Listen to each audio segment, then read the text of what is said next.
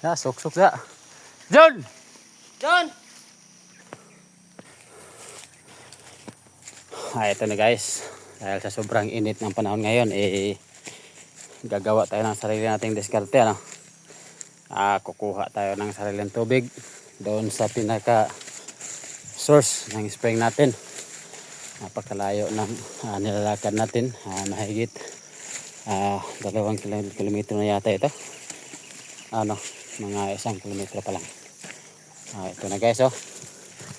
Dito tayo dadaan sa sikpit na lugar. Papunta tayo dito sa may sapa.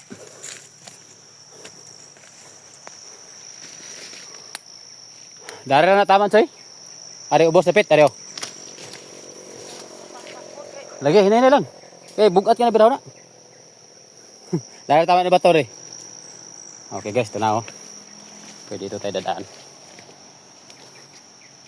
Diyan sa ibaba, yun ang yan, creek. Tinatawag natin na suba dito sa amin. Ito, napakaraming hose kung makikita nyo. Dito tayo dadaan sa masigpit na lugar. Napakasikip na daan.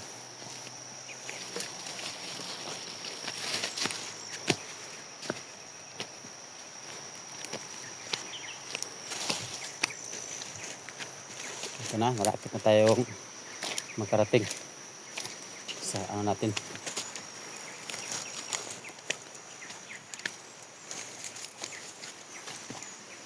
Ito na guys.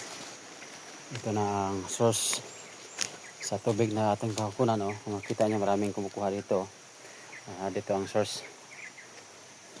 Ito na. Maraming tubig. Kunan natin. Pero dito tayo sa pinakababa. Dito tayo sa mas malakas.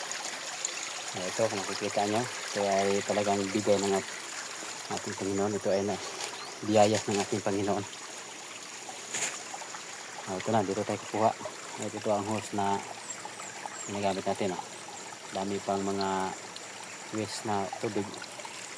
Hanapan po natin yun ng paraan. Nakikita nyo, ito source of spring water. Meron din po dito sa tabi. Nakita nyo dyan, may source pa rin dyan. Salamat pa lang sa Panginoon kasi hindi tayo pinabayaan. Kahit sa matindi ng init na ating dinanas ngayon, meron pa rin natira na source of water.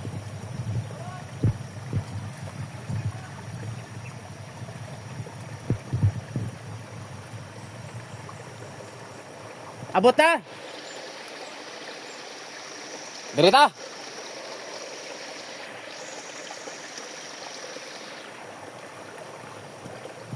Okay guys, lakas pang na nasira.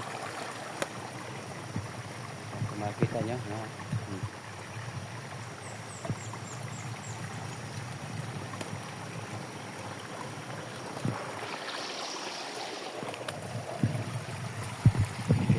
ito ang source ating spring na kukunan natin ng tubig.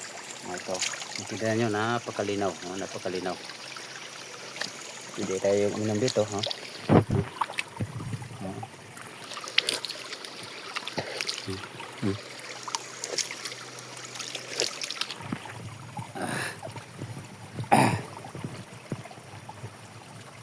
Yan muna guys. Salamat sa inyong panonood.